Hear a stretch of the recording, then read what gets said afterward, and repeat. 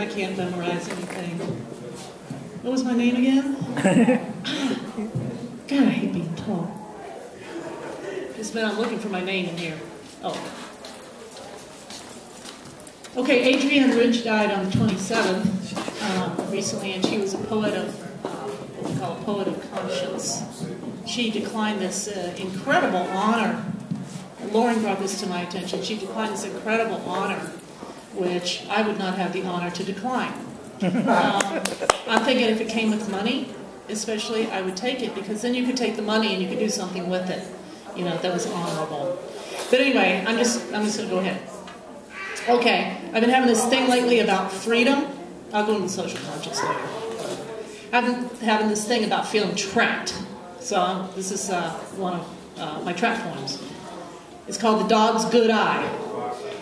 Now that I've rooted out all of you, your sounds, fingers, scents, rooted out the smirk of moon and smack of sun, I am free, free, skulking in silence and dark. No pulling, stretching me like taffy for the cracking and consuming. No longer niche for endless disappointment and need. The underbellies of leaves speak now. Slits of light in the withered fence, in timid, neglected corners. The dog's good eye. Fledglings nest in my brain. The wind is clover. Rain gushes into me like 1,000 droplets of lover. I am a rock that glints in the sun, happy with rockness. A star happy with starness. Dust with dust, in dust, as dust.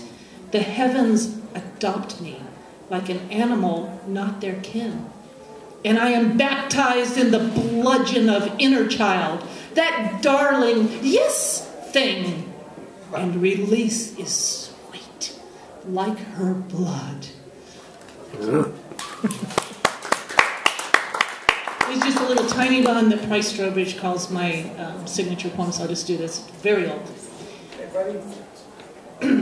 In the pet store, I saw a tiny rat quivering in a cage. He's shaking, I said. Is he cold? Oh, no, said the employee. Just hungry. Then why not feed him? Oh, there's no point. The snake will be there soon. This is one, so this is one of my Adrienne kind of things where I do care about something other than myself. Believe it or not. Okay, don't ask anybody else about that. Okay, so this is Outerscape and inspired by Innerscape by Lois Hana, who is a very famous, wonderful 99-year-old poet in our community, our poet emerita.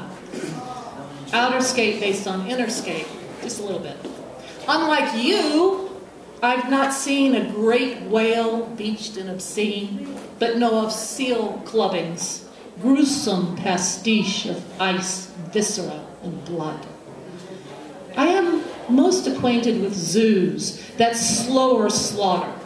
Patronizing them was requisite for good parenting. A circle being the perfect shape is what the perfect animals taste, from tiger and lion to elephant and giraffe. The giraffes troubled me most. Those long, spindly legs tracing circles so quickly in the dust where no tree grew.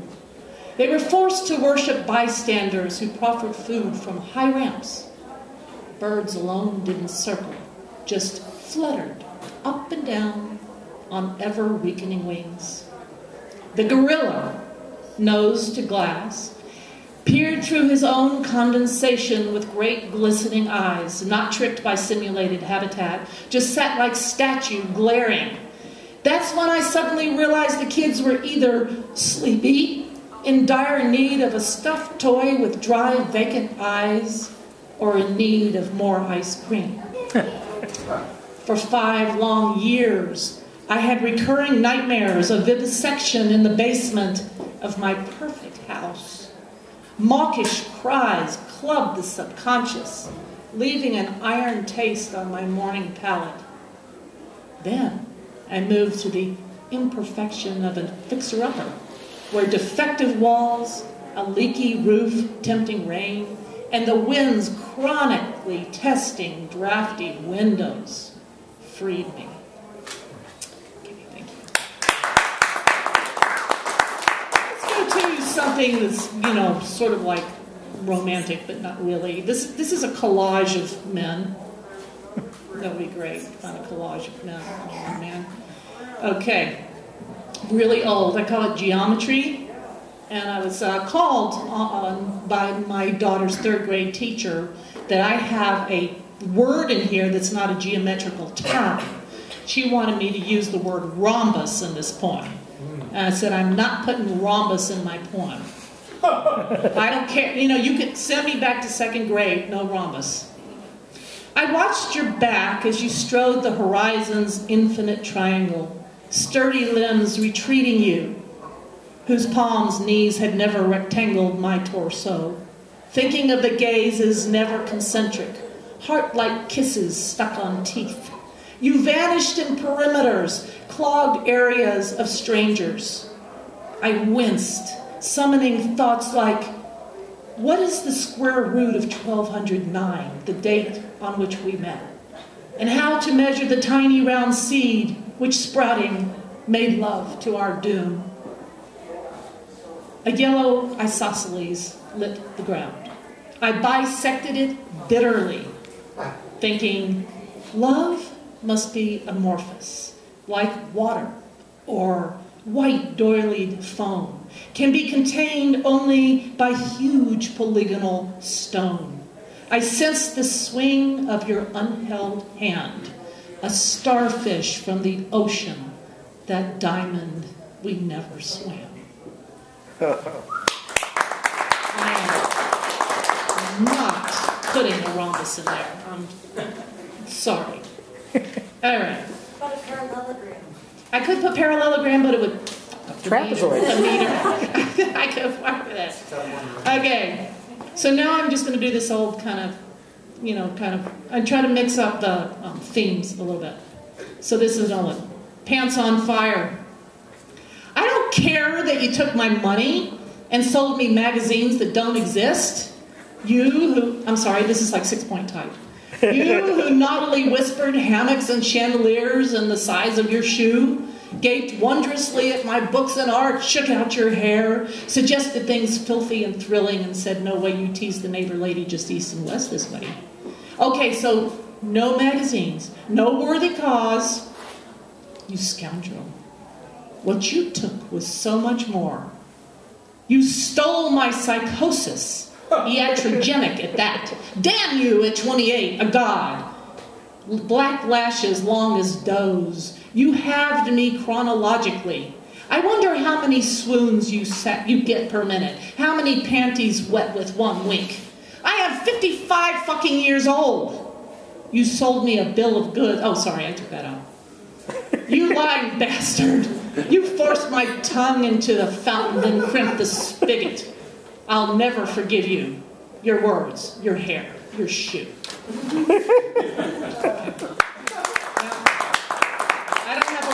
So you'll have to stop me because I love to read.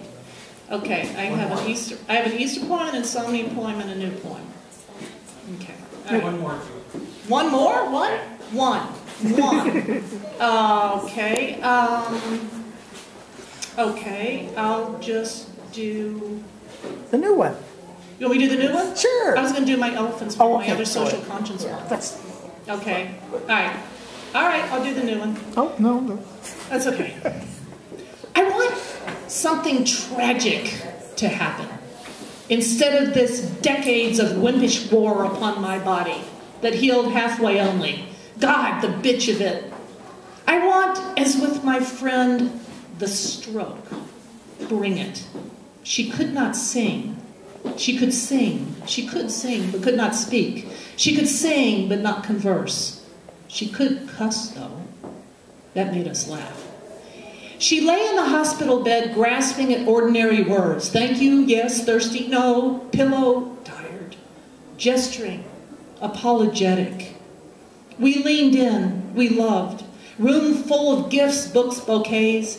People came and went, who never shut up. I, too, want to be pale, dumb, and worshipped like some god, naked as a god, formless, fathomless as she, nothing but thin gown between me and sheet, as if ghost or better angel. To be suddenly angel, that's it, an old dream, I realize. Something tragic come this way, hold against my will, something invisible but steady, lasting, no more roller coaster, something with an impressive name I can't say, to refer to in the present, the past, the future, like a fetish or charm, everything forgiven forever, like a religion could do. But I've given up on miracles, have smoked them out like wasps from a hive, in the blink of a hooded eye. Physics seems to shift or leap or repeal, but we simply lack vigilance. Worse, are needy. To be momentarily blind is not something divine. Give me frail, pale, dumb, and deified. Oops. Consigned to a clean corpus of linen, in a wing of a ward with faces going and coming, some of them, you? Care? I didn't know. Where I can neither talk nor sing. I can write backwards with my unfavored hand. It would take a mirror to read, and who needs the trowel? No one. And when they leave their I love yous and so forth, I needn't answer if I do or not. And then, oh yes, to turn alone to wide, large windows, always so large in those places, like a taunt, happy, mute, and turn to the sky-building treetops glass. See among the chocolates, books, and stuffed bears, a rose not yet dying from the mind, say, of the man of the god of no roses, sitting on the sill. Stare at it swirling to a numinous, if hidden, navel. The scent like music, like magical tragedy, like aria, credenza, and dirge by the dozenth day. An ending as we share in silence, red, black, white, and serious joy of utter loss. Waiting for sundown after sundown to speak in secret tongues neither of us really needs. To be like roses everywhere, brittle in their winter breaking, petals black and scattered, but which in summer leaves a whole world speechless with their ineffable splendor. Hoo-hoo.